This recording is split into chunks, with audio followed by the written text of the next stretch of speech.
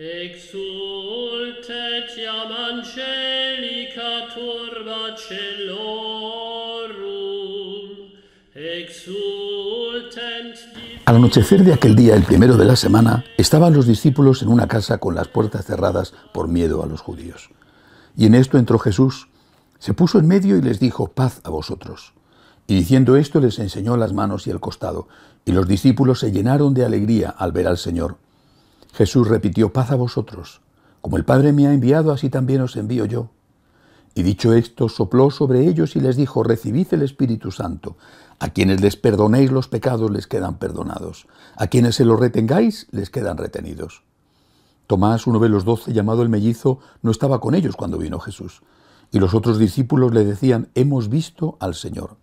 Pero él les contestó: si no veo en sus manos la señal de los clavos, si no meto el dedo en el agujero de los clavos y no meto la mano en su costado, no lo creo.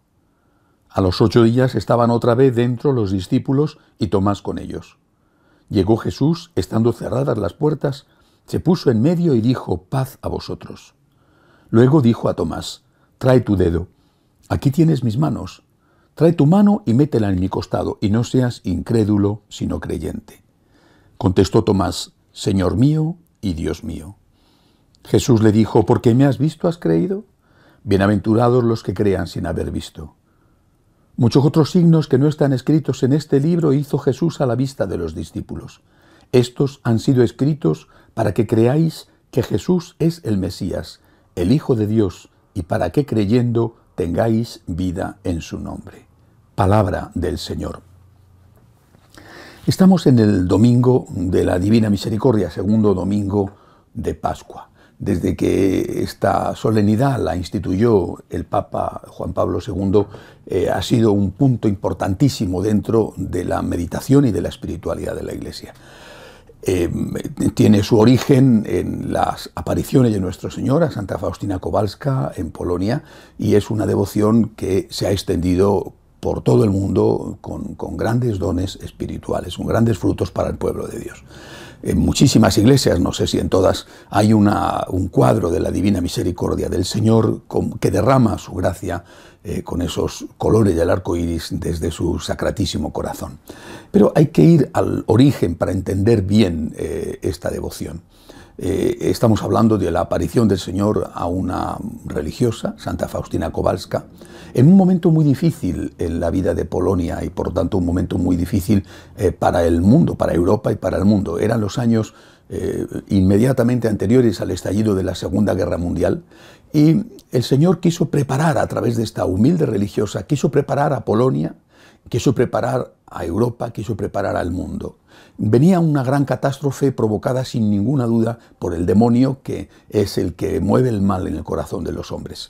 Y esa gran catástrofe que había de provocar, se habla, en el conjunto de la guerra mundial se habla de 30 millones de muertos, esa gran catástrofe podía llevar a que mucha gente que se viera afectada directa o indirectamente por ella, pues perdiera la fe, se alejara de Dios. Concretamente la batalla, aunque pudiera parecer no tan importante el país, la batalla se iba a dar en Polonia. De hecho, es en Polonia donde empieza la guerra. Hay que recordar que se produce la guerra el 1 de septiembre de 1939 por la invasión conjunta de nazis y de comunistas. Se dice que la guerra la empieza Hitler. La guerra la empieza Hitler y la empieza Stalin. Los dos pactan repartirse Polonia. Esta segunda parte, como afecta a los comunistas y los comunistas pueden hacer de todo y no pasa nada, bueno, pues eso se suele ocultar, lo saben por supuesto los historiadores, pero la mayor parte de la gente lo ignora. Y dicen el culpable del inicio de la guerra fue Hitler, ciertamente, y Stalin también. La guerra empieza por la invasión de Polonia por parte de nazis y comunistas. Empieza con la entrada de los alemanes en la ciudad polaca, la ciudad libre de Danzig, la actual Dansk, pero ciertamente mientras tanto los rusos, o los entonces soviéticos, entraban por la frontera oriental del país.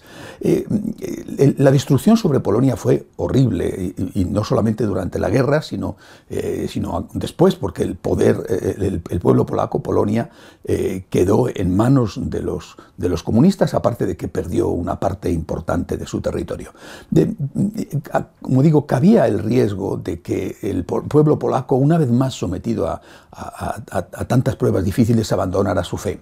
Y por eso lo que el Señor quiso decirle primero al pueblo polaco y luego al resto del mundo es: viene una gran catástrofe, pero no pierdas la fe.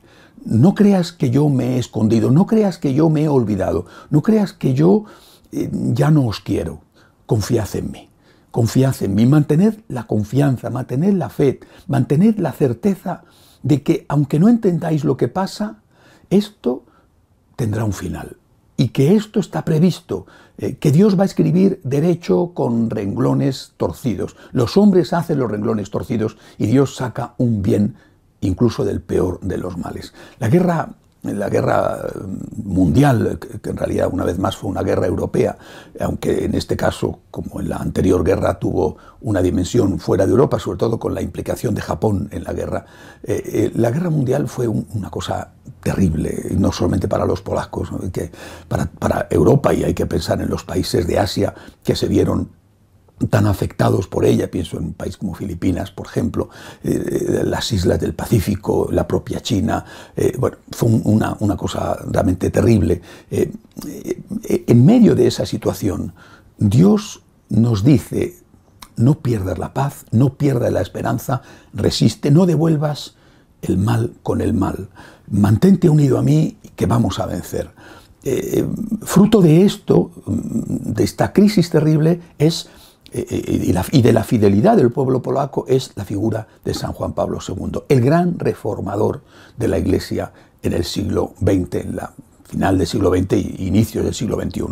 Desde el año 78 en que fue elegido, este hombre, lleno de espiritualidad y lleno de voluntad, y sabiendo lo que era el comunismo, cambió el ritmo, el surco, el norte que estaba llevando la Iglesia, para centrarla en la figura de nuestro Señor Jesucristo. Esto hubiera sido imposible de no haber sido por esa fe del pueblo polaco que creyó en la misericordia de Dios en medio de las persecuciones y que no se rindió nunca.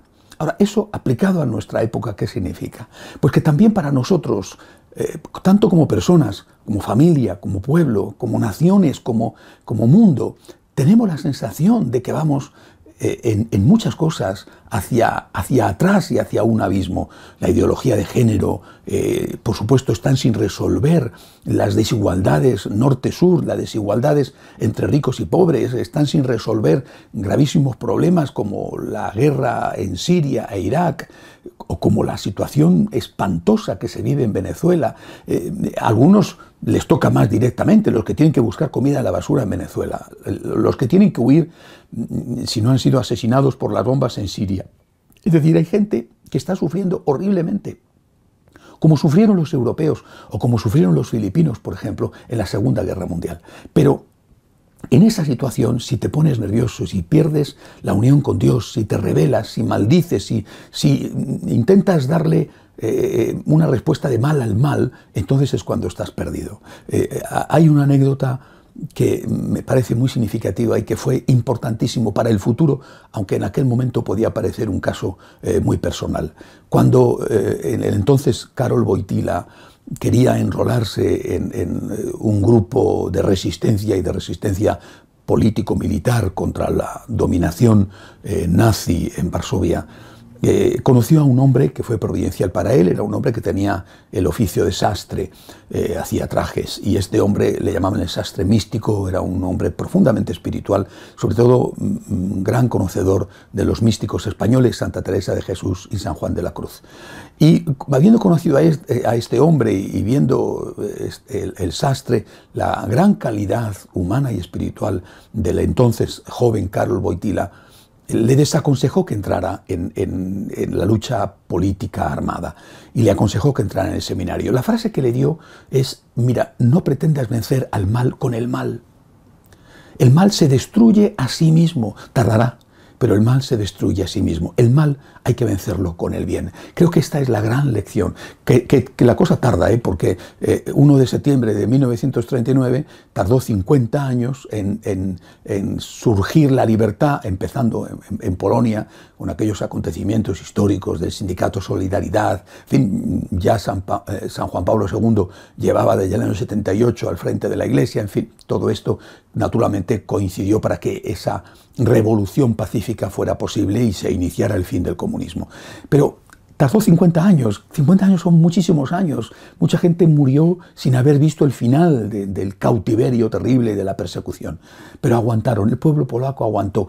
Estaba seguro de la misericordia de Dios y sabía que el mal no se podía vencer con el mal. El mal se destruye a sí mismo. Creo que esta es la lección para nosotros. Repito, individuo, familia, para la Iglesia, para el mundo.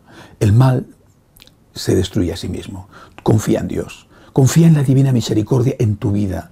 No dudes nunca del amor de Dios, aunque te parezca que tarda en venir una respuesta a tus súplicas. Confía en Dios, sigue rezando. Divina misericordia, en vos confío. Divina misericordia, en ti confío. Yo sé que esto que me está pasando no tiene una explicación. No sé cuándo va a acabar. Quizá incluso no lo vea nunca, como tantos polacos no vieron nunca el final de la situación horrible de su país. Pero yo confío en ti. Y en esa confianza encontramos nuestra fuerza. El que no se rinde, gana. Confiemos en Dios, abandonémonos en Él, digámosle una y otra vez en cada dificultad: divina misericordia, en ti confío. Que así sea.